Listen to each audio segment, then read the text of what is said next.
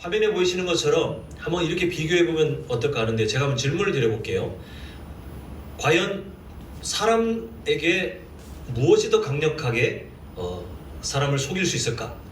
완전하게 거짓말만 가득한 100% 거짓말이 있고 99%의 진실과 별로 안 되는 1%의 거짓이 섞여 있는 거짓말이 있을 때 어떤 게 더 강력하게 사람을 유혹할까요? 그냥 가볍게 생각하면 거짓이 가득한 게 강력하지 않겠나 싶지만 실제로는 99%의 진실과 별것 아닌 것 같은데 1%의 거짓이 사람을 현혹하게 가장 강력한 힘을 발휘합니다. 그래서 실제 사기꾼들이 거짓말을 하는 걸 보면 거짓말만 계속 던지는 게 아니라 그럴싸한 진실들, 그럴싸한 현실들을 가득 얘기한 다음에 그곳에 다른 사람을 현혹하는 아주 작은 거짓말을 넣어놓을 때 그때 상대방이 잘 속아 넘어갑니다. 왜냐하면 100%의 거짓말, 그냥 다 거짓말, 처음부터 끝까지 거짓말을 전하잖아요. 그러면 사람이 경계심을 가집니다. 근데 99%의 거짓말에 아주 작은, 정말 어찌 보면 숫자로 따지면 비율이 너무 작은 1%의 거짓을 섞어 놓으면 99%의 진실이 경계심을 허물고 결국은 1%의 거짓말이 다른 사람의 마음을 현혹시키는 그런 힘을 발휘하는 것을 보게 되는데요. 우리가 넘어지기를 바라는 악한 마귀가 하는 일이 바로 이런 방식을 따릅니다. 우리에게 100%의 거짓말을 던지잖아요. 성도님들이 경계하시거든요. 근데 어떻게 하냐면 성경의 진리 99에 1%의 거짓말을 살짝 넣어서 마치 창세기 3장에 그 뱀으로 등장한 악한 마귀가 하와를 유혹할 때 처음부터 끝까지 그냥 거짓말만 막 던진 게 아니라 하나님의 말씀을 교묘하게 살짝 비꼬아서 한번 무너지기 시작하니까 그때부터 막 거짓말을 퍼붓긴 하지만 유혹할 때 보면 그럴싸하게 하나님이 마치 그렇게 말씀하신 것처럼 긴가민가하게 그렇게 유혹하는데 우리에게도 그렇게 거짓말을 던져요. 우리가 경계하지 못하게 99%의 성경의 말씀 속에 1%의 거짓을 싹 섞어서 우리는 마치 하나님의 말씀을 아는 것 같지만 그렇게 믿고 따르는 것 같고 이게 진리인 것 같지만 근데 잘 보면 교묘한 그 아주 작은 티끌 같은 별것 아닌 것처럼 우리가 생각할 수 있는 그 작은 거짓 때문에 우리가 성도의 모습을 잃어버리도록 교회답지 못하게 살도록 그렇게 유혹합니다. 이게 얼마나 강력하냐면 과장이 아니고요. 이 세상 속에 악한 마귀의 이런 거짓말에 완전하게 보호받거나 완전하게 구별되어 살아가는 사람이나 교회는 단 한 군데도 단 한 사람도 없어요. 누구나 다 저를 포함해서 저도 마찬가지 제가 아직 깨닫지 못하는 아직도 발견하지 못한 분별하지 못한 악한 마귀가 던져놓은 99%의 성경의 진리에 1%의 가짜가 섞여 있는 그게 마치 근데 진리인 것처럼 전통을 따라가는 것 같고 마치 이게 내 마음에 흡족한 뭔가 같고 그렇게 스스로를 속이는 것들이 저에게도 없다 할 수 없어요. 성도님들에게도 반드시 있으실 겁니다. 마음속 어느 한 구석에 99%의 성경 말씀에 1%의 거짓이 섞여 있는 그러나 그게 우리의 거룩을 망가뜨리고 하나님의 말씀을 점점 어긋나게 이해하는 그 그럴싸한 악한 마귀의 거짓말이 우리 모두의 삶 어딘가에는 숨겨져 있어요. 그러니까 우리가 건강한 교회 건강한 성도로 살기 위해서는 천국 가는 그날까지 결국 어떻게 되냐면 하나님의 말씀을 열심히 배워야 되겠고 그 말씀을 등불처럼 우리 삶에 비춰서 우리가 망각하고 있고 그냥 우리가 나도 모르게 허용하고 있는 그 1%의 거짓말 악한 마귀가 마치 성경의 진리인 것처럼 우리에게 던져놔서나 알고 보니 아니더라 라고 우리가 발견하는 우리 지난 세월 동안에 함께 저와 함께 말씀을 나누고 또 은혜들 나누는 그 과정들 속에 그런 일들이 많았잖아요. 우리가 그냥 원래 그런 것처럼 알고 있었는데 성경을 보니 그렇지 않았던 것들 한국교회 전통처럼 내려왔던 그러나 성경을 보니 그게 사실은 목숨 걸고 지키지 않아야 될 아니면 그렇게 의미가 없는 것들 근데 악한 마귀는 마치 그게 진리인 것처럼 우리를 속여왔던 것들을 우리는 지난 세월 동안에 함께 주일 설교든 아니면 여러 방법을 통해서든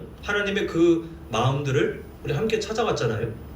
앞으로도 마찬가지입니다. 우리는 하나님의 말씀을 끊임없이 우리 삶에 비추어 저도 마찬가지 저의 삶을 말씀에 비춰 혹시 숨겨져 있는 그 악한 마귀의 99%의 성경의 진리에 1%의 거짓을 섞어 놓은 거짓말을 분별하기 위해서 우리는 최선을 다하는 수밖에 없어요.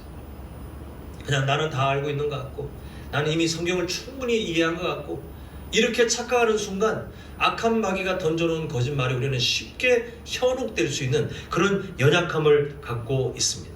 오늘 우리는 그런 맥락에서 계속 해오고 있지만, 그런 맥락에서 그 약속의 땅에 대한 잘못된 이해를 끌어내고, 그리고 하나님께서 말씀을 통해 우리에게 가르치는 진리들을 다시 한번 살펴보고자 하는데요. 자, 우리 한번 첫 번째 제목을 함께 읽겠습니다. 시작.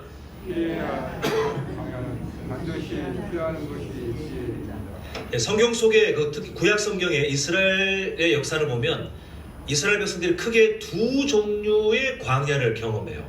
화면에 보시는 것처럼 첫 번째 광야, 두 번째 광야가 있는데 뭔가 내용은 다르잖아요.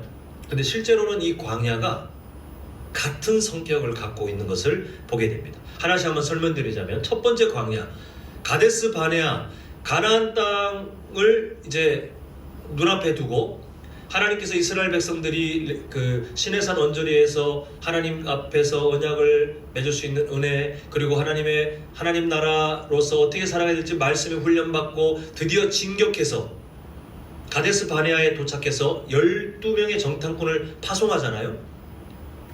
그 원래는 만약 이 12명의 정탐꾼 중에 나머지 10명이 여호수아와 갈렙처럼 믿음의 사람으로 그런 보고를 했다면, 그리고 이스라엘 백성들이 가나안 족속보다 여전히 하나님을 온전하게 존중하는 마음을 잃어버리지 않았다면 40년의 광야는 굳이 경험하지 않아도 되는 광야였습니다. 근데 이미 다 아시는 것처럼 불신앙, 하나님을 믿지 않는 그 불신앙으로 하나님을 업신여기지 않았습니까? 그 결과로 피할 수 있는 광야의 시간을 피하지 못하고 그렇게 고통의 고생길을 걸어갔던 것을 성도님들 다 아실 줄 믿습니다. 두 번째도 마찬가지죠. 이제 하나님의 은혜로 다시 훈련받아서 광야에서의 시간에 그 훈련을 거친 다음에 드디어 우리가 새벽 예배 때 보고 있는 여호수아서 내용처럼 그 땅을 정복할 수 있도록 하나님이 은혜를 주셨잖아요. 이제는 그렇게 은혜 주신 하나님만 바라보고 거기서 잘 정착하면 되는데, 그래서 하나님과의 친밀한 관계에만 힘을 잘 쓰면 되는데, 거기에 목숨을 걸면 되는데, 그렇게만 했다면 피할 수 있었던 70년의 포로 생활, 근데 그렇게 하지 못하고 결국은 나라가 반으로 나눠지는 아픔을 겪어도, 그리고 북이스라엘 남유다가 각각 하나님 앞에 범죄하는 그런 짓을 하면서 결국 마지막에 남유다까지 망하면서 포로로 잡혀가는 70년의 그 고생길을 굳이 피할 수 있었는데, 그렇게 살아감을 통해 피하지 못하고 그 고생길을 걸어간 것을 보게 됩니다. 사랑하는 성도 여러분, 하나님께서 우리에게 광야의 길을 인도하실 경우가 두 경우가 있는데요. 첫 번째 경우는, 이거는 하나님께서 우리를 정금처럼 연단하시기 위해서, 우리가 성장하기 위해서, 마치 아이들이 학년을 따라 이렇게 배우는 공부의 정도가 달라지잖아요. 그건 아이들을 괴롭히는 게 아니고 그 아이들을 존중하는 겁니다. 지금 이미 중학교를 졸업했는데 여전히 초등학교를 가르치면 그 아이를 완전히 무시하는 거잖아요. 그러면 좀 더 중학교 때보다 조금 더 레벨이 올라간 고등학교 수업을 듣고, 또 나중에는 대학교 가서 좀 더 전문성이 있는 그런 수업을 듣고, 이렇게 예전보다 조금씩 더 어려워지는, 그러나 그렇게 발전하도록 그 한 아이의 인생을 그 교과 과정이 이끌고 가잖아요. 하나님께서 우리의 삶에 영적 성장을 이끌어 가시기 위해서 때로는 인간적인 마음으로는 피하고 싶지만 때로는 광야의 그런 훈련의 시간을 허락하실 때가 있어요. 첫 번째 경우가 그래요. 이거는 피할 길이 없기 때문에 그런 길을 만나면 그냥 하나님께서 나에게 가장 좋은 길을 예비하고 계시다라는 그 믿음 가지고 은혜를 의지하여 그 시간을 지혜롭게 감당하는 게 우리에겐 최선이거든요. 근데 두 번째 경우가 문제입니다. 지금 화면에 보시는 것처럼 이스라엘 백성들의 그 경우처럼 굳이 그러지 않아도 되는데, 하나님을 가볍게 여기는 그 불신앙, 하나님을 업신여기는 그 삶을 굳이 선택해서 하나님께서 엄한 징계의 매를 대시는 그 광야의 길은 안 가도 되거든요. 이왕이면 피하는 게 지혜로운 거거든요. 근데 그 길을 가게 되면 정말 서글픈 일이 아닐 수 없습니다. 예레미야 2장 19절 이렇게 말씀합니다. 내 악이 너를 징계하겠고 네 반역이 너를 책망할 것이라. 그런즉 네 하나님 여호와를 버림과 내 속에 나를 경외함이 없는 것이 악이요 고통인 줄 알라. 주 만군의 여호와의 말씀이니라. 하나님께서 이 두 번째 경우는 사랑하는 백성들이 피하길 바라시는데 밀어놔요. 하나님께서 사랑의 메시지를 전하고 때로는 경고를 해도 이스라엘 백성들이 듣지 않다가 결국 아까 보여드린 것처럼 70년의 그 포로 생활까지 간 것을 우리가 알지 않습니까? 우리의 삶도 마찬가지예요. 약속의 땅과 같은 우리가 구원받은 성도로 만나는 일상, 그 일상에서 하나님을 존중하는 삶을 우리가 더 사모하고 더 배워가는 것, 그렇게 우리가 당연한 삶의 예배를 잘 지켜야 이 피할 수 있는 광야의 시간을 우리가 피할 수 있는 힘을 얻게 됩니다. 저는 성도님들께서 이 세상 살아오시면서 열심히 신앙생활 하시기 위해서 몸부림치시는 거 누구보다 많이 들었습니다. 또 지금 여기 계시는 성도님들의 삶이 실제로 그걸 증명하고 계시죠. 근데 우리가 완벽하지 않잖아요. 우리는 늘 연약하기에 더 하나님의 은혜가 필요하고 더 성장해야 되지 않겠습니까? 오늘 첫 번째 영적 교훈의 그 내용을 꼭 기억하셔서 이왕이면 피할 수 있는 광야는 피할 수 있도록 굳이 그 연단의 시간, 징계의 시간을 우리가 굳이 만나지 않도록 지혜롭게 하나님의 말씀 앞으로 먼저 달려가시고 그리고 하나님의 마음을 따라 살아가기를 몸부림치시는 우리 모두가 될 수 있기를 간절히 소망합니다. 자, 두 번째 제목 함께 읽겠습니다. 시작. 성도는 일상 속에서 영적 긴장감을 더 잘 지켜야 합니다. 잠시 교회의 역사의 굵직한 흐름을 한번 설명을 좀 드려야 될 것 같은데요. 예수님께서 제자를 세우시고 그리고 예수님께서 승천하신 다음에 그 제자들을 통해서 초대교회 역사가 시작되죠. 근데 초대교회 역사는 사도행전을 통해서 보지만 박해받는, 세상에 비해서 소수, 약해 빠진 것 같고 맨날 고생만 하는 그런 박해받는 초대교회였습니다. 마치 광야의 길을 걷는 것과 같은 그런 고생길을 이 초대교회 성도들이 참 많이 걷지 않았습니까? 그런데 시대가 바뀌어요. 주 313년에 콘스탄티누스 황제가 기독교를 인정해줘요. 그 전까지는 다른 황제들이 핍박하고 박해하고 교회를 무너뜨리고 성도들을 죽이기 위해서 엄청난 그런 일들을 행했는데 이 콘스탄티누스 황제는 기독교를 국교, 로마의 공식적인 종교다 하고 국교로 인정합니다. 이제 더 이상 교회는요 박해받는 소수가 아니에요. 이제 나라에서 인정하고 황제가 보호해주는 그런 안전한 그런 집단이 되었는데, 문제는 이렇게 기독교가 로마의 국교가 되고 또 성직자들은 막강한 권력을 부여받고 그리고 교회 건물은 더 웅장하게 더 화려하게 이렇게 지어지는 역사 속에 마치 박해받았던 이전 삶이 광야라면 이제는 약속의 땅에 도착한 것처럼 뭔가 괜찮아진 그런 삶을 만난 그때 어떤 일이 일어나냐면 교회다움, 성도다움이 완전히 무너지기 시작해요. 결국 기독교가 국교로 인정받게 되는 것이 복처럼 보였지만 그 교회와 성도들이 그 복을 잘 관리를 못하니 오히려 저주가 되어서 심각한 타락으로 그렇게 달려가게 되는 것을 보게 됩니다. 분명히 교회가 박해받을 때는 마치 풀무불에서 금속이 단련받아서 정금처럼 순금이 탄생하는 것처럼 교회가 순수한 신앙을 잘 지켰다면 이제 황제의 복 또 풍요로움 속에서는 순식간에 세속화되어서 타락하게 되었는데, 오늘 우리가 읽었던 본문이 이미 이렇게 될 것을 우려한 하나님의 마음을 담고 있습니다. 자, 우리 다시 한번 오늘 본문 함께 12절 13절부터 14절까지 우리 이어서 한번 쭉 읽어보겠습니다. 시작. 네가 먹어서 배부르고 아름다운 집을 짓고 거주하게 되며 또 내 소와 양이 번성하며 내 은금이 증식되며 내 소유가 다 풍부하게 될 때에 내 마음이 교만하여, 그 다음에 뭘 우려하고 계시죠?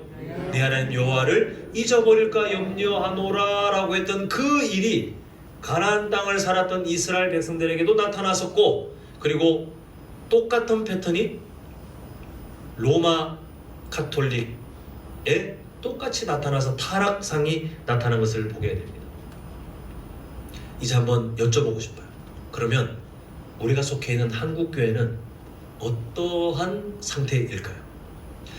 우리 한국교회가 특별히 하나님의 은혜를 누린 부분들이 있습니다. 예전에는 전쟁, 또 극심한 가난, 그런 어려움 속에 우리나라 전체가 다 아픔의 시간을 겪을 때 교회도 똑같이 아픔을 겪었잖아요. 광야의 시간을 지났습니다. 그런데 경제발전, 또 교회도 외적으로 성장하고 엄청난 부흥기, 여기서 말하는 부흥은 제가 성경적이지 않다라고 말씀드리는, 그러나 우리 입에 붙어있는 그 부흥인데요. 뭔가 커지는 거, 뭔가 힘이 많아지고, 뭔가 막 이렇게 더 숫자가 많아지고 재정이 많아지고 그런 거,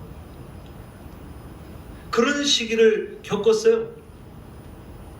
근데 문제는 이런 시기를 겪고 났을 때에 어떤 일들이 벌어지냐면, 마치 가나안 땅에 정착한 이스라엘 백성들이 더 달콤해 보이는 바알 신앙에 물들어 버린 것처럼, 그리고 금방 아까 말씀드린 교회의 역사의 일부분, 기독교가 국교로 공인받고 보호받을 때 오히려 더 세속화가 되었던 것처럼, 우리 한국 교회가 어려움 중에서 믿음을 지켰던 과거 우리 선배님들의 신앙을 이어받아 경제 성장, 그리고 외적인 성장을 경험하면서 그 복을 잘 관리하지 못했어요.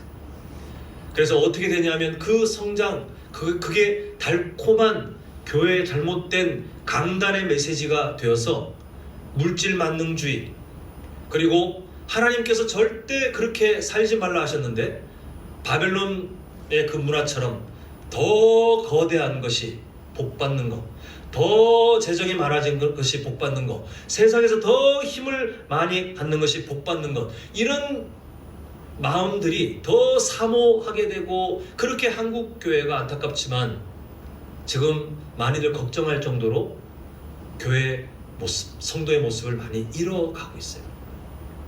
우리를 하나님의 자녀로 만드는 십자가의 도를 자랑하는 대신에 잘 먹고 잘 사는 것이 교회 안에서도 부러워지고, 또 그런 세상을 꿈꾸고, 그렇게 세속화되어 가는 이 말세의 특징들을 보게 됩니다.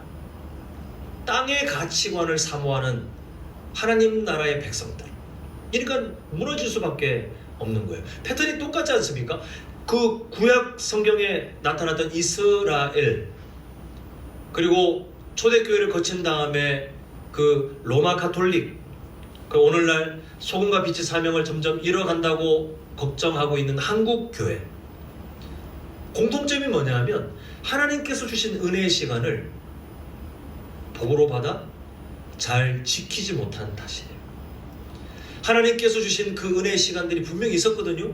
근데 그 은혜의 시간에 영적 긴장감을 잃어버리는 순간 순식간에 악한 마귀에게 되치기를 당해서 오히려 하나님이 주신 평안, 하나님이 주신 부요함, 하나님이 주신 일상이 교회를 무너뜨리고 성도를 무너뜨리는 그런 유혹거리로 전락하는 것을 보게 됩니다. 마치 탕자가 아버지에게서 재산을 뺏어내가지고 허랑방탕하며 막 돈을 마음껏 쓸 때, 그때 탕자의 마음이 가장 행복했겠죠?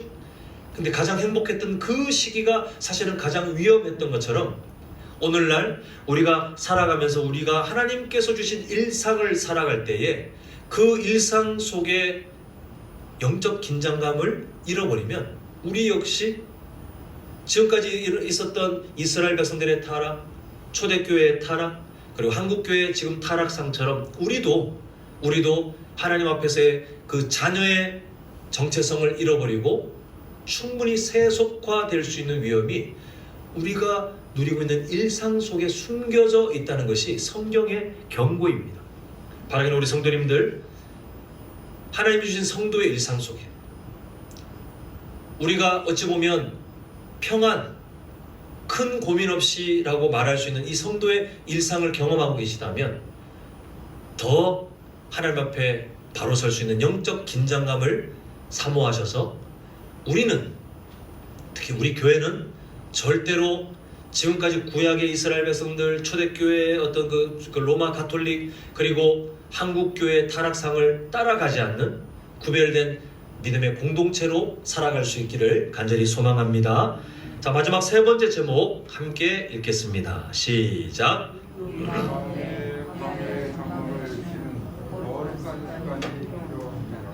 예레미야 35장에 보면 레갑 사람들이라고 하는 독특한 사람들이 등장하는데 우리 한번 본문 좀 보겠습니다. 예레미야 35장 6절 먼저 보면 그들이 이르되 우리는 포도주를 마시지 아니하겠노라. 레갑의 아들 우리 선조 요나답이 우리에게 명령하여 이르기를 너희와 너희 자손은 영원히 포도주를 마시지 말며 7절 너희가 집도 짓지 말며 파종도 하지 말며 포도원을 소유하지도 말고 너희는 평생 동안 어디에 살으라고요? 장막에 살아라. 그리하면 너희가 머물러 사는 땅에서 너희 생명의 길리라 하였으므로 이렇게 이 레갑의 후손들이 지금 예레미야 시대에 말하고 있는데 이게 무슨 말이냐면 이 지금 예레미야 시대에 이 말을 하고 있는 레갑 사람들의 조상격인 여호나답이라는 사람이 이상한 명령을 한 거예요. 지금 분명히 가나안 땅에 다 정착한 상황인데 자신의 그 자녀들, 후손들에게 뭐라고 지금 강력하게 명령했냐면 장막을 짓고 살아라. 마치 유목민처럼 지금 이제 우리 집을 짓고 창고도 짓고 이제 소산물을 모으고 그렇게 살 수 있는 환경이 됐는데 오히려 광야처럼 장막을 짓고 살아라. 재산을 모으는 것에 대해서 의미를 두지 않도록 그렇게 지금 명령을 하고 있어요. 남들 다 자신들의 소산물을 모으고 점점 재산이 늘어날 텐데 이 레갑 사람들은 그렇게 살지 말래요. 자신의 후손들한테 그냥 가난하게 살으래요. 차라리 장막에 거주하면서 집이 없어도 되니까 그냥 그렇게 텐트 치고 살면서 그렇게 살으래요. 왜 이렇게 말을 했냐면 이 여호나답이 목격한 것이 있는데 가나안 땅의 문화가 자신의 동족을 집어삼키는 과정을 보면서 야, 이대로 두면 가나안 문화가 우리 후손들, 우리 가문도 망하게 하겠구나. 정신이 번쩍 든 거예요. 그래서 명령하기를 광야의 그 시간들, 지금 약속의 땅에 이제 정착해서 뭔가 재산을 모을 수 있고 또 풍요를 맛볼 수 있는 그런 기회가 제공되었지만 이렇게 살다가는 큰일 나겠다 싶은 마음에 후손들에게 광야에서 하나님의 은혜로 살았던 것처럼 장막을 치고 그때를 잊지 않기 위해서 그렇게 살아가라라고 지금 명령을 했는데 이 명령은 분명히 고생이에요. 현실 속에 불편함이에요. 근데 이 명령이 250년이 지나서 예레미야 시대까지 신실하게 지켜지다 보니 하나님께서 이 레갑 사람들을 소환해서 그들의 신실함을 칭찬하고 계시는 게 우리가 지금 보고 계시는 예레미야 35장의 내용입니다. 사랑하는 성도 여러분, 여호나답의 그 비장한 결단이 현재 이 시대를 살고 있는 우리에게도 필요합니다. 마치 가나안 땅에 정착한 이스라엘 백성들이 달콤해 보이는 바알 신앙 때문에 현혹되어서 순식간에 하나님을 잊어버리지 않았습니까? 더 부유하게, 더 잘 먹고 잘 살고 하나님 나라의 가치가 아니라 이 땅에서 어떻게 하면 내가 남들보다 더, 아니면 내가 더 힘을 갖고 사람들에게 더 내가 추앙받고, 이런 삶을 하나님의 나라 사람들이 추구하게 되었던 그 이스라엘 백성들, 그리고 오늘날 한국교회가 병든 세속화의 한 부분처럼 여전히 악한 마귀는 우리를 그렇게 미혹하면서 그렇게 살아도 된대요.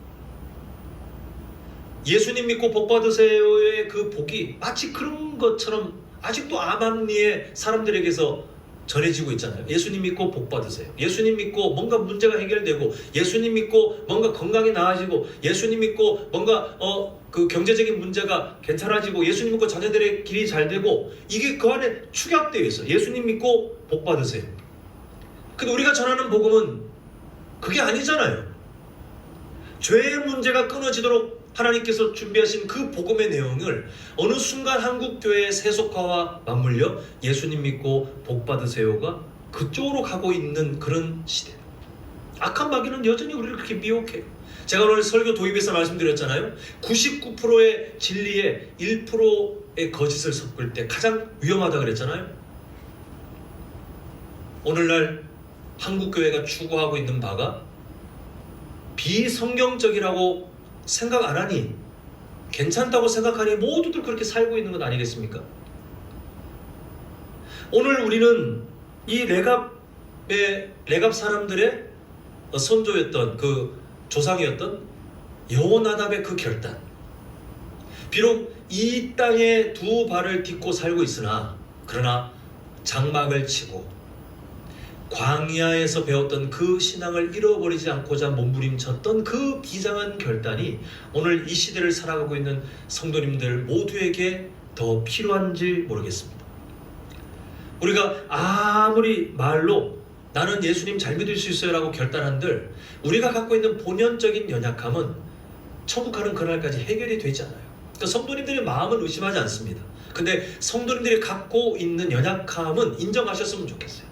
그 성도님들은 안 그러고 싶겠지만, 안 그럴 거라고 지금 자신하고 계시겠지만, 근데 그냥 가만히 사시잖아요. 장담컨대 돈을 더 사랑하시는 게 쉬워요.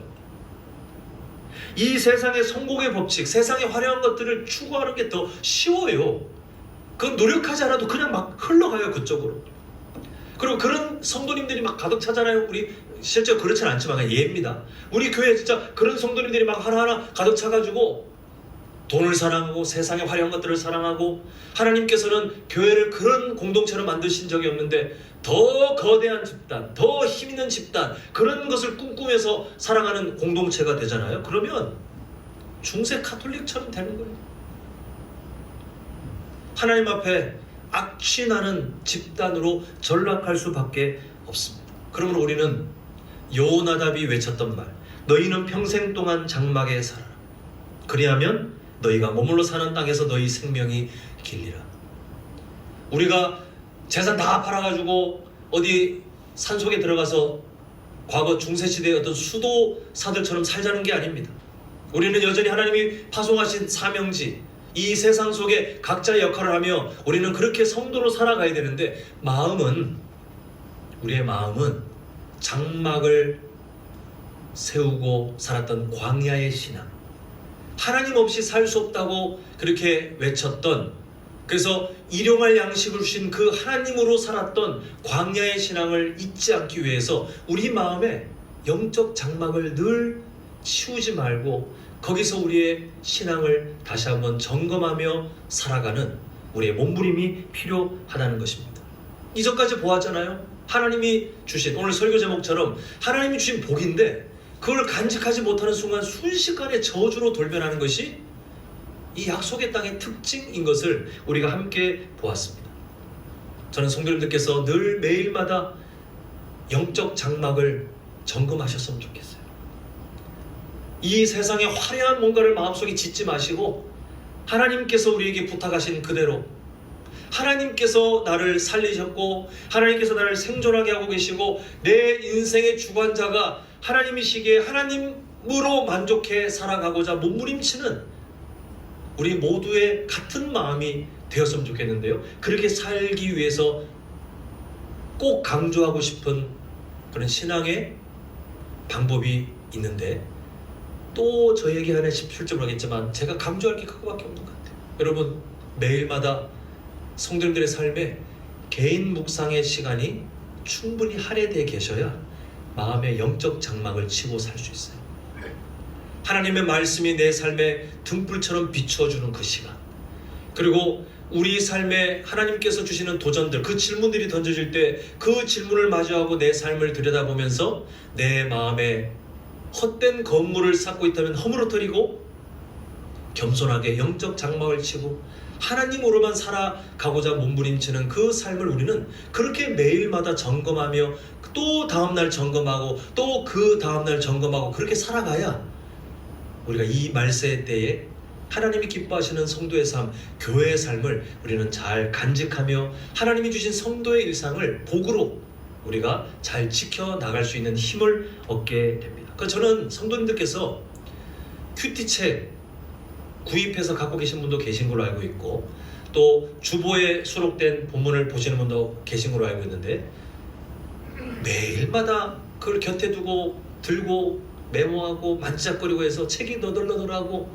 매주 주보가 그냥 끝날 때 되면 토요일 가까이 되면 그 주보가 너덜너덜해지는 그런 일들이 흔했으면 좋겠어요.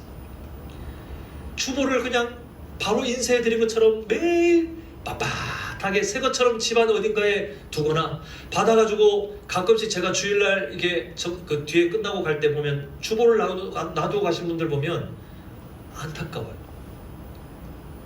하나님의 말씀을 한 주 동안 마주하지 않겠다고 하는 것처럼 막 속상해요. 저는 성도님들께서 이 주보가 자꾸 맞아가지고 그냥 막 낡았으면 좋겠어요. 맨날 펴가지고 질문 보고 본문 보고 또 다음날 또 이게 막 메모하고 이게 뭐 너덜너덜 했으면 좋겠어요. 종이는 낡아도 성도님들 마음에 하나님의 말씀이 채워진다면 그것처럼 귀한 일이 어디 있을까 싶습니다. 우리 그렇게 해서 우리 교회가 물론 다른 경건의 훈련들에 또 힘을 써야 되겠지만 개인 묵상, 우리 함께 큐티 같은 본문과 같은 질문으로 우리의 삶을 돌아보는 개인 묵상을 통해 성도님들의 삶에 요나답의 그 결단처럼 또 그리고 그 부탁을 250년 동안 지켜왔던 레갑 사람들의 그 신실함처럼 마음의 영적 장막을 치고 광야의 신앙을 회복하며 하나님 앞에 겸손하게 매일을 살아가는 우리 모두가 될 수 있기를 간절히 소망합니다. 이제 말씀을 맺겠습니다. 오늘 함께 나눈 영적 교훈들을 또 이어서 한번 마음에 다시 새기는 마음으로 함께 연속으로 함께 읽겠습니다. 자, 시작. 피해야 할 광야는 반드시 피하는 것이 지혜입니다. 성도는 일상 속에서 영적 긴장감을 더 잘 지켜야 합니다. 우리 마음에 광야의 장막을 치는 거룩한 습관이 필요합니다. 오늘 설교 제목 잊지 마십시오. 복이 저주로 바뀔 수 있는 땅이에요. 이스라엘 백성들이 누렸던 약속의 땅을 기억하십시오. 초대교회가 누렸던 그 안전함을 기억하십시오. 한국교회가 누렸던 그런 성장들을 기억하십시오. 분명히 하나님의 은혜 맞습니다. 그러나 그 은혜를, 그 복을 잘 간직하지 못하고 순식간에 바알 신앙으로 타락하며 이 세상의 제국의 문화, 바벨론의 문화에 심취해버리는 순간 이스라엘 백성들도 중세 가톨릭도 그리고 한국교회도 아픈 시간을 경험할 수밖에 없었습니다. 성도님들의 일상 속에 하나님이 약속의 땅으로 주신 그 시간들을 하나님께 주신 복으로 잘 간직하셔서 그 시간에 오히려 더 함께 보시는 그 두 번째 제목처럼 영적 긴장감을 더 잘 지키시고 그리고 제가 마지막에 거듭 부탁드린 것처럼 개인 묵상, 말씀을 등불 삼아 내 삶을 비추는 것만큼 좋은 일이 없잖아요. 그렇게 우리의 영적 장막을 마음속에 늘 매일마다 점검하고 살아가는 우리 모두가 되셔서 이 시대 가운데 예수님과 전혀 동떨어진 이상한 사람들이 아니라 우리가 흔히 말하는 또 그렇게 우리가 믿음으로 고백하는 찬양 가사처럼 예수님처럼 좁은 문, 좁은 길을 묵묵히 따라갈 수 있는 구별된 우리 예수님의 제자들 되어 가시기를 간절히 축원합니다.